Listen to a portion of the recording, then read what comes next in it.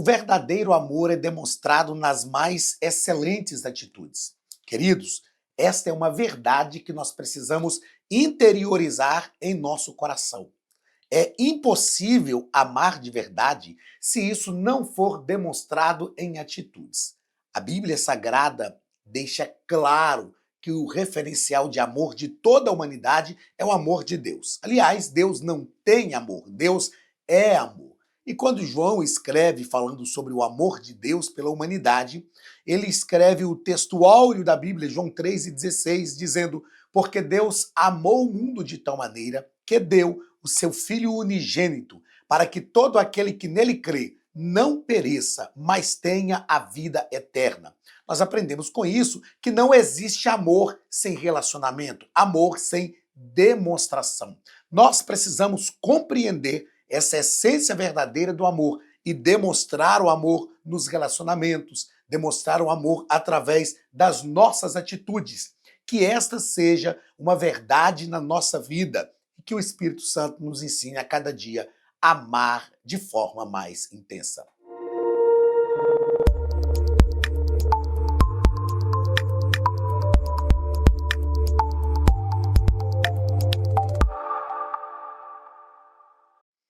Queridos, sejam bem-vindos à Academia de Pregadores. Eu sou o pastor Anderson Silva. Estamos nas nossas lições bíblicas de escola dominical, currículo dos adultos, revista dos adultos. Estamos estudando sobre a Igreja de Jerusalém, com lições comentadas pelo pastor José Gonçalves. Na aula de hoje, estudaremos a lição de número 5, do dia 3 de agosto de 2025. O título desta lição é Uma Igreja Cheia de Amor. Queridos, como é que nós identificamos uma igreja cheia de amor? Simplesmente por falarmos que ela é uma igreja amorosa? Simplesmente por asseverarmos que ela é uma igreja que realmente entendeu o amor de Deus? Não, é claro que não. Como eu disse agora há pouco, nas minhas palavras iniciais, nós identificamos uma igreja cheia de amor quando este amor gera algumas coisas. Quando este amor reflete-se em ações. O texto áureo da nossa lição está em Atos capítulo 4, versículo 32. E era o coração e a alma da multidão dos que criam. E ninguém dizia que coisa alguma do que possuía era sua própria, mas todas as coisas lhes eram comuns. Todas as coisas lhes eram comuns. O que é isto? É quando eu entendo que aquilo que é meu não é só meu, é do outro também. Paulo, ele escreve falando que cada um não pode atentar para aquilo que é propriamente seu, mas para aquilo que é do outro. E atentar para aquilo que é do outro, não para cuidar da vida alheia, não para fazer uma fofoca, não, é realmente para compartilhar. A palavra de Deus nos ensina que nós precisamos comunicar com os santos nas suas necessidades. Infelizmente, tem pessoas que entendem este texto de forma equivocada, porque acreditam que o texto é comunicai com os santos das suas necessidades. Se fosse assim, eu teria que comunicar com o outro as necessidades que eu tenho. Mas o texto diz que nós devemos comunicar com os santos nas suas necessidades. Ou seja, sou eu que vivo um relacionamento tão intenso com a comunidade de fé que quando eu percebo a necessidade do próximo, eu me comunico com ele. Ou seja, eu auxilio o meu próximo na sua necessidade. Isto é o amor verdadeiro e isso é trilhar uma caminhada do amor em compartilhamento, em comunidade, fazer com que tudo que nós vivemos realmente seja algo comum. A verdade prática da nossa lição nos diz que o amor é o elo que mantém a unidade da igreja local. Sem o amor, não existe relacionamento cristão saudável. Só o amor verdadeiramente produz relacionamentos saudáveis. Só o amor. Porque os relacionamentos não podem ser relacionamentos voltados para interesses espúrios, interesses ruins, negativos. Os relacionamentos têm que ser movidos realmente pelo amor. A palavra-chave da nossa lição é amor. Nós vamos entender o que a Bíblia fala em relação ao amor, né? A gente às vezes diz assim, mas a palavra de Deus nos ensina o seguinte, a ninguém deveis nada, a não ser o amor. Então isso quer dizer que eu devo amor, eu sou obrigado a amar. Não, quando a Bíblia fala de amor, na grande maioria das vezes, a Bíblia fala de cuidado, de estar ao lado do outro. Então se a gente trocar aqui a palavra amor por cuidado, a gente vai perceber que o que a Bíblia fala é a ninguém deveis nada, a não ser o cuidado. Então isso é uma ordem de Deus. Cuidar uns dos outros, auxiliar uns aos outros, isto é uma ordem divina. A leitura bíblica em classe está em Atos capítulo 4, versículos 32 ao 37, que nos diz o seguinte: E era um o coração e a alma da multidão dos que criam, e ninguém dizia que coisa alguma do que possuía era sua própria, mas todas as coisas lhes eram comuns. E os apóstolos davam com grande poder testemunho da ressurreição do Senhor Jesus, e em todos eles havia abundante graça. Não havia, pois, entre eles necessitado algum, porque todos os que possuíam herdades ou casas, vendendo-as, traziam o preço do que fora vendido e o depositavam aos pés dos apóstolos. E repartia-se a cada um segundo a necessidade que cada um tinha. Então José, cognominado pelos apóstolos Barnabé, que traduzido é filho da consolação, levita, natural de Chipre, possuindo uma herdade, vendeu-a e trouxe o preço e depositou aos pés dos apóstolos. O que nós identificamos aqui nessa comunidade de fé? Era uma comunidade de fé que realmente vivia unida. Era uma comunidade de fé onde o amor catalisava todas as coisas. Era uma comunidade de fé que esta unidade fazia com que não houvessem necessitados.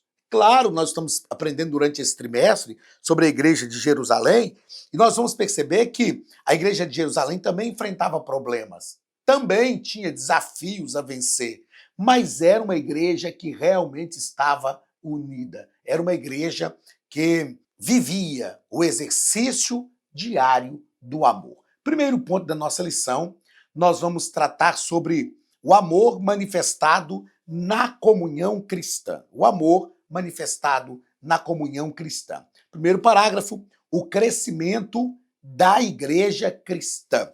O nosso escritor vai nos dizer, pastor José Gonçalves, vai nos dizer que nesse ponto de sua narrativa, Lucas se refere à igreja como uma multidão dos que criam. Era uma multidão. Eram muitas pessoas que estavam reunidas. A igreja realmente cresceu. Ela cresceu. Em Jerusalém, só no dia de Pentecostes, ocorreu uma conversão de quase 3.000 pessoas. Outra coisa que o nosso escritor nos propõe aqui é que a igreja que havia começado com 120, agora é uma grande multidão. Uma igreja pequena possui a mesma natureza e essência de uma igreja grande. É claro que quando o pastor José fala isso aqui, e principalmente o conhecendo muito bem, quando ele fala de igreja grande e de igreja pequena, ele fala aqui de quantidade de pessoas, de número de pessoas. Ele não fala aqui de uma diferenciação de igrejas de forma ruim. Na verdade, eu conheço muito bem e com toda certeza é isso que ele está afirmando aqui. Então, a igreja tinha começado com 120, que recebeu o derramamento do Espírito Santo em Atos 2, né? E agora era uma multidão, era muita gente. É claro que nós vamos perceber na lição de hoje que crescendo o número de pessoas, aumenta-se também o número de problemas. Mas uma coisa é importante nós entendermos, que o crescimento da igreja ocorre através da ação divina, eu escrevi isso aqui, ó, corroborado com o exercício do amor manifestado na própria igreja. Quem dá crescimento à igreja? Nós aprendemos isso na carta que Paulo escreveu aos Coríntios. Na primeira carta, ele diz, olha, eu plantei, Apolo regou, mas Deus dá o crescimento. Então, realmente, é o Senhor que faz a igreja crescer. É o Senhor que faz a igreja crescer. Mas esse crescimento da igreja, ele não é tão somente uma ação de Deus. Sem a ação de Deus, nada ocorre. Mas a igreja também precisa exercitar o amor. Porque sem o exercício do amor, as pessoas chegam, percebem essa ausência do amor e elas vão embora. Elas realmente não ficam. Então, a igreja cresceu porque era uma igreja que se amava, era uma igreja que estava se ajustando a cada dia. Repito, era uma igreja que tinha desafios, mas, sobretudo, era uma igreja que o amor estava sendo exercitado. Segundo parágrafo do primeiro ponto, os desafios do crescimento. Os desafios do crescimento. E o nosso escritor, ele vai deixar claro para a gente aqui o seguinte: como essa igreja, que até pouco tempo não passava de um pequeno número, se comportaria com o novo formato adquirido. Como? Isso é uma pergunta. Outra coisa que ele nos propõe: ela manteria a unidade em meio à complexidade? Somente o amor poderia manter o elo fraterno entre os crentes. Isto é algo importante. Três coisas muito relevantes ditas aqui neste ponto pelo pastor José Gonçalves. Olha, a primeira delas aí, como essa igreja que até pouco tempo não passava de um pequeno número, se comportaria com um novo formato adquirido. Como que isso ia acontecer? Era um novo formato, era um momento de transição, de crescimento, era um momento de expansão.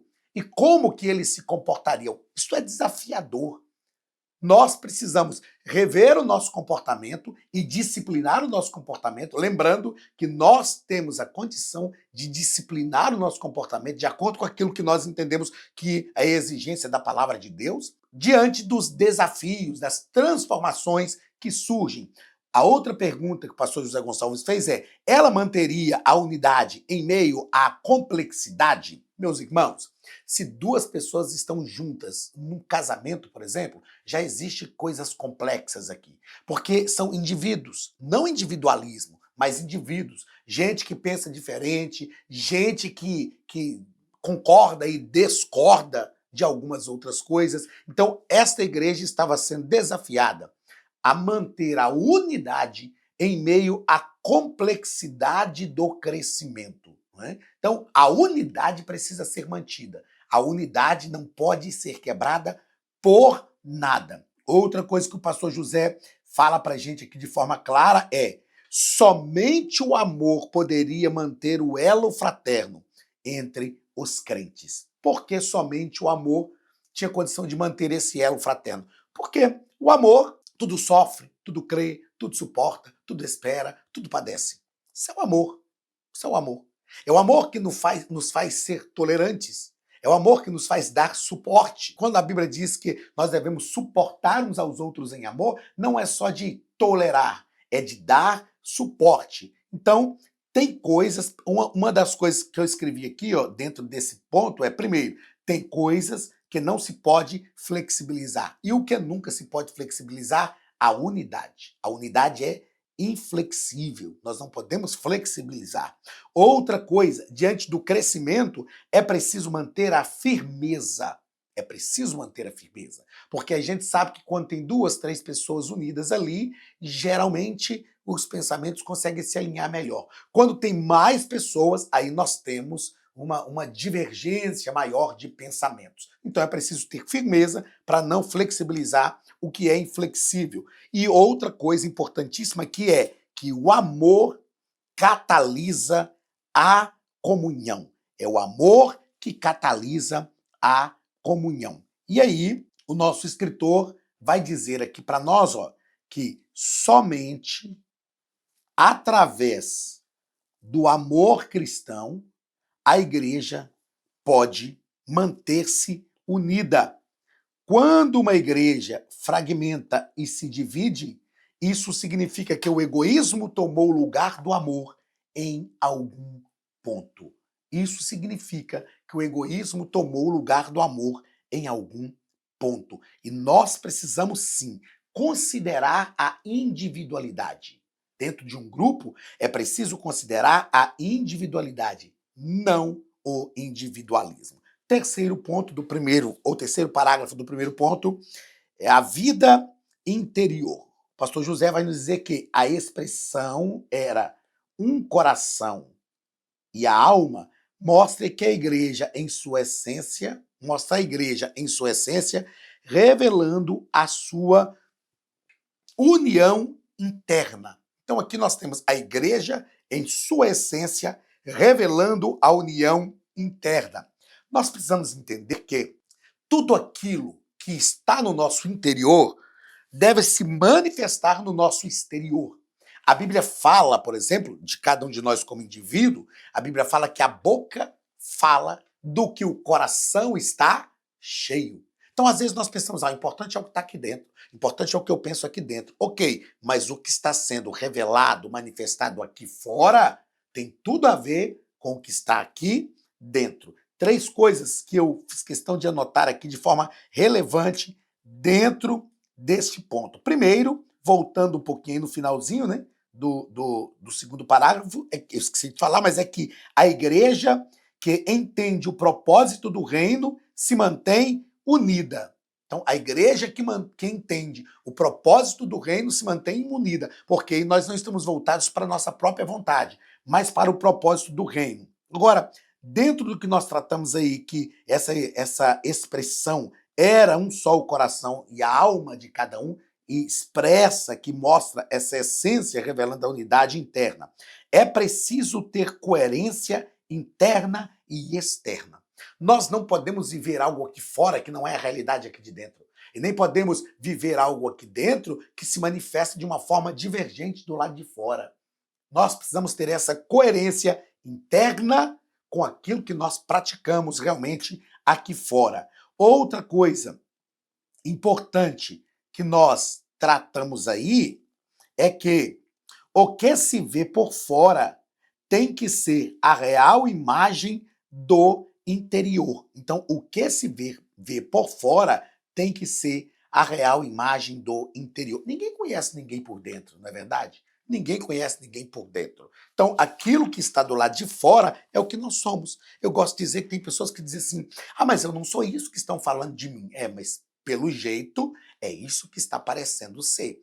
E nós acabamos nos tornando aquilo que são os nossos atos repetitivos, ok? Segundo ponto da nossa lição, a Academia de Pregadores tem um recado para você.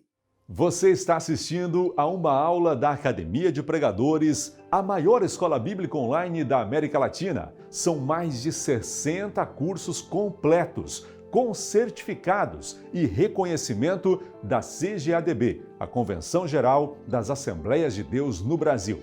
Se você deseja crescer em graça e conhecimento, fazer dezenas de cursos, fazer o básico, o médio, bacharel em teologia, capelania, hebraico bíblico e tantos outros, você deve se matricular e começar agora mesmo a sua jornada de crescimento na Palavra de Deus. Aqui, na descrição do vídeo, nós deixamos um link especial que contém uma promoção exclusiva para o nosso canal do YouTube. Clique no link e conheça mais.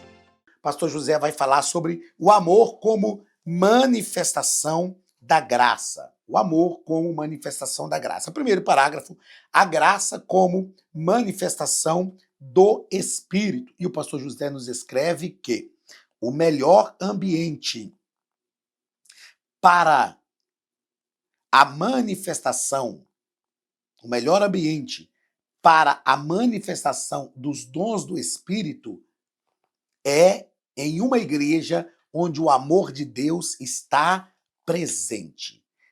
Meus queridos, às vezes nós evidenciamos muito os dons. E os dons realmente são magníficos, chamam a atenção. O exercício dos dons é coisa linda. E eu sou pentecostal e nós temos mesmo que evidenciar os dons. Mas nós precisamos entender que o amor é maior do que os dons. A Bíblia diz que havendo línguas passarão, havendo profecias cessarão, tudo passa, mas o amor jamais acaba. Então, os dons, e o fruto também do Espírito, aproveito aqui essa oportunidade, não podem ser superiores ao amor. Os dons e o fruto do Espírito não podem ser superiores ao amor. Outra coisa que o pastor José deixa claro para a gente é que o contexto nos mostra que o Espírito opera em um ambiente que ele é propício, isto é, onde a igreja está banhada no amor cristão.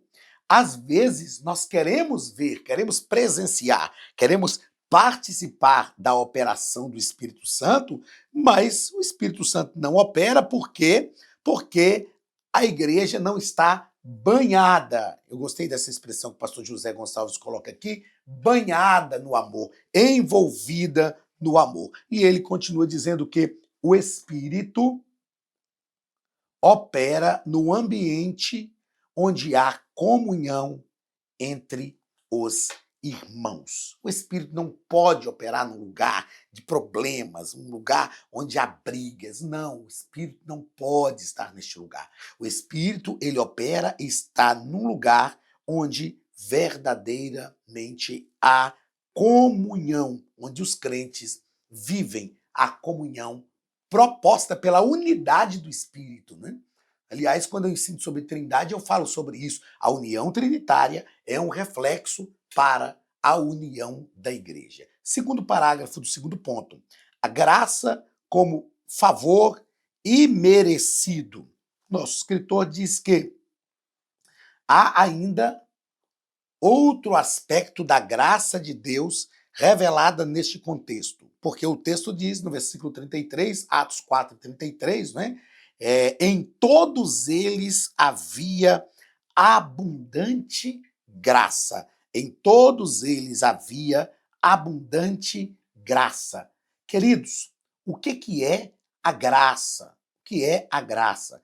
Eu sei que geralmente nós definimos a graça como favor imerecido. E não é que está errado, mas pedagogicamente falando, a graça não é só um favor, a graça é um dom. A Bíblia sempre trata a graça como o dom da graça. E onde está o favor? Na concessão da graça. Deus nos concede esta graça por um favor imerecido.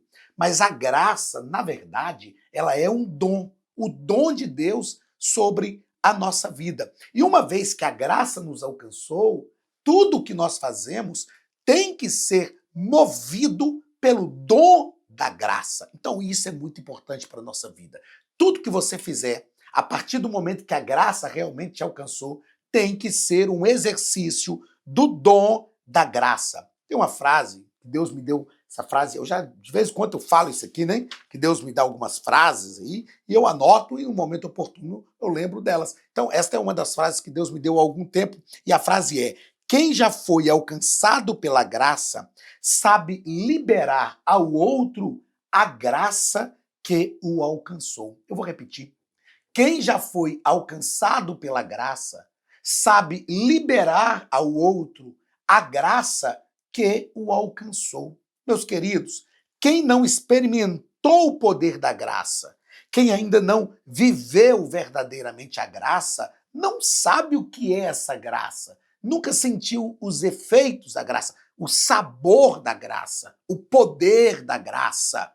Nunca percebeu isso. E quem nunca soube qual é o sabor, eu gostei dessa expressão, nós precisamos experimentar o sabor da graça. Quem nunca experimentou o sabor da graça não vai conseguir liberar essa graça a ninguém. Mas se nós já entendemos que nós fomos alcançados pela graça e ela realmente é algo divino para a nossa vida, nós conseguimos estender esta graça a outras pessoas.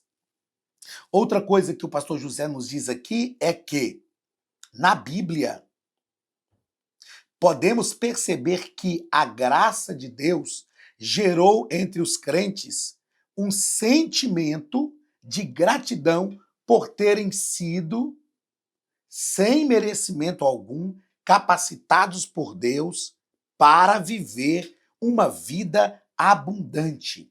Então perceba que o pastor José está dizendo aqui é que quando nós reconhecemos isto, quando nós entendemos, puxa vida, o que eu estou vivendo? Eu estou vivendo aquilo que a graça promoveu na minha vida, que a graça me deu condição de verdadeiramente alcançar. Não é pelos nossos méritos, não é porque nós somos bons, é porque a graça de Deus nos alcançou. Então, nós precisamos perceber que a graça de Deus, ela pode gerar em nós um sentimento de gratidão, porque nós não merecemos o que Deus tem feito por nós, mas nós temos desfrutado daquilo que o Senhor realmente nos tem feito. E a última coisa que eu quero grifar nesse ponto é que isto se torna um padrão nas demais igrejas do Novo Testamento. Nós vamos perceber que as demais igrejas do Novo Testamento entenderam este padrão da graça, entenderam este poder da graça e foram verdadeiramente anunciadoras desta graça. Porque, queridos, a graça de Deus não pode só me alcançar e parar em mim. Não. A graça de Deus, ela precisa me alcançar e eu, a partir do momento que fui alcançado pela graça, a partir do momento que você foi alcançado pela graça, nós nos tornamos propagadores desta graça. A graça de Deus, ela é conhecida através da nossa vida.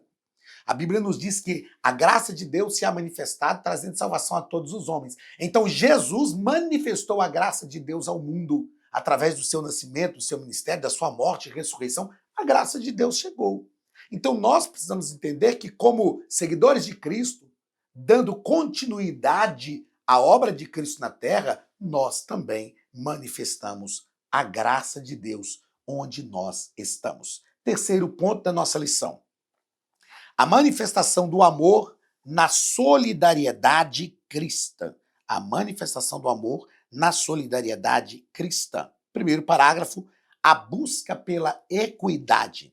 O dicionário Aurélio nos diz aqui, ó, o nosso escritor. O dicionário Aurélio da língua portuguesa conceitua equidade como a disposição de conhecer igualmente o direito, vamos lá, conhecer o direito de cada um.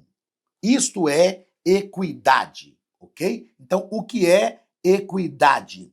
É a disposição de conhecer igualmente o direito de cada um. Qual a diferença de equidade e justiça? Justiça é dar a cada um aquilo que ele merece. Nós vamos perceber aqui que a equidade, olha, continua o pastor José, assim, diferentemente da igualdade, a equidade não enxerga as pessoas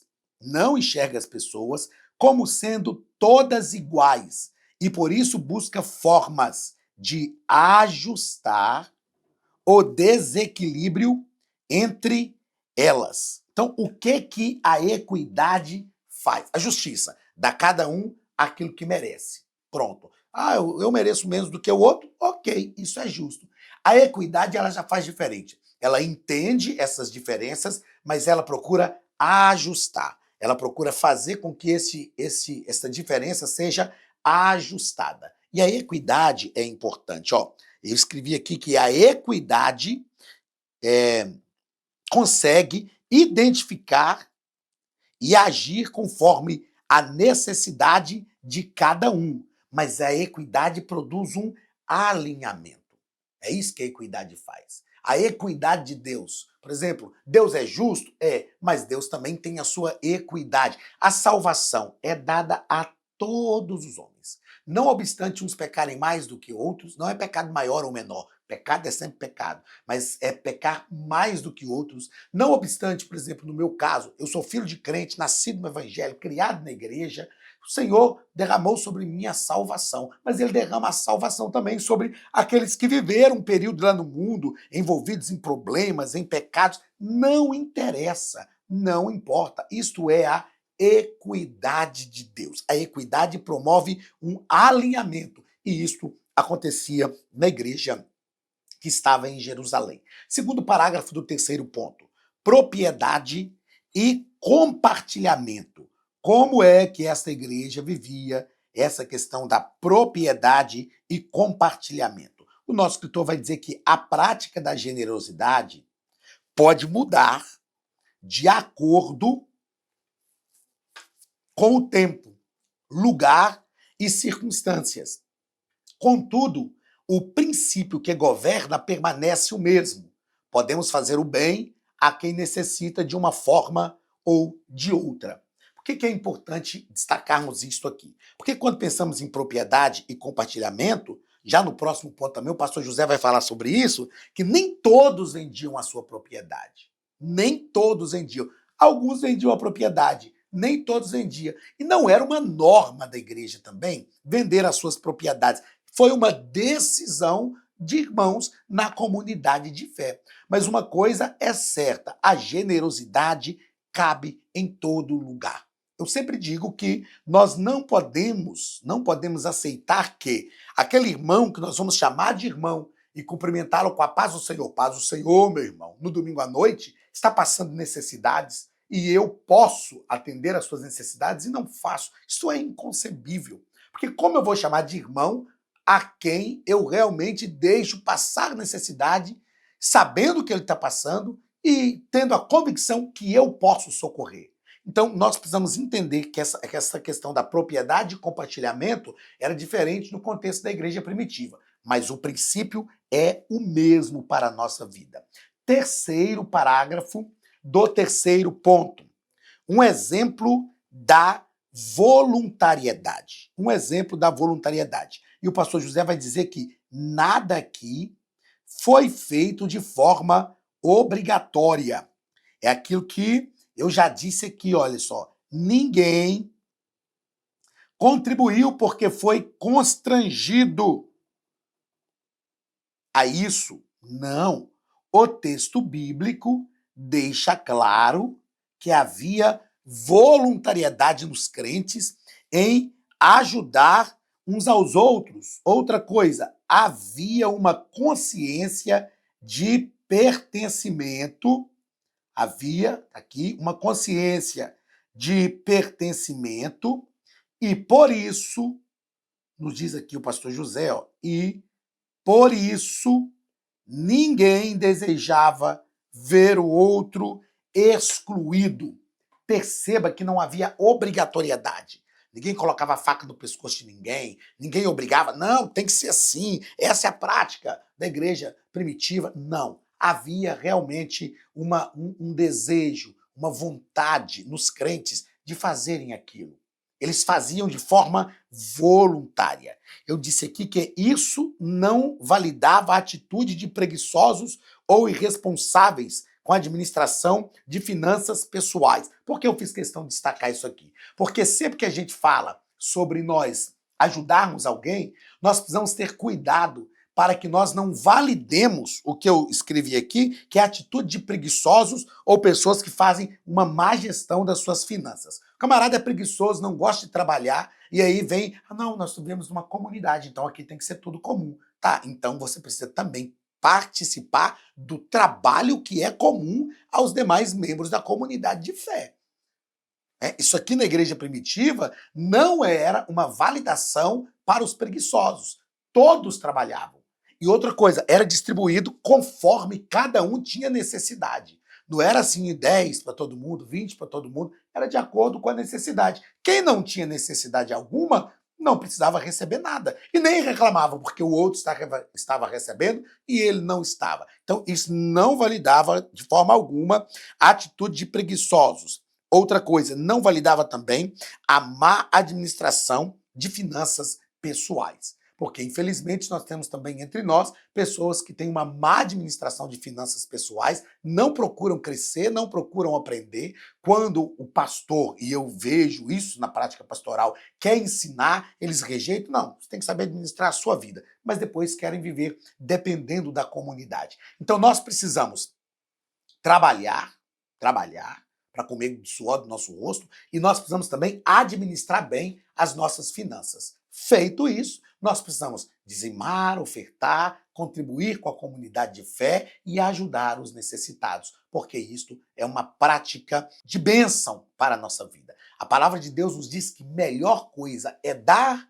do que receber, e precisamos aprender a fazer isso de forma voluntária. Amém, queridos? Deus abençoe a todos. Um grande abraço do pastor Anderson Silva, da Academia de Pregadores, e até a nossa próxima aula, em nome de Jesus.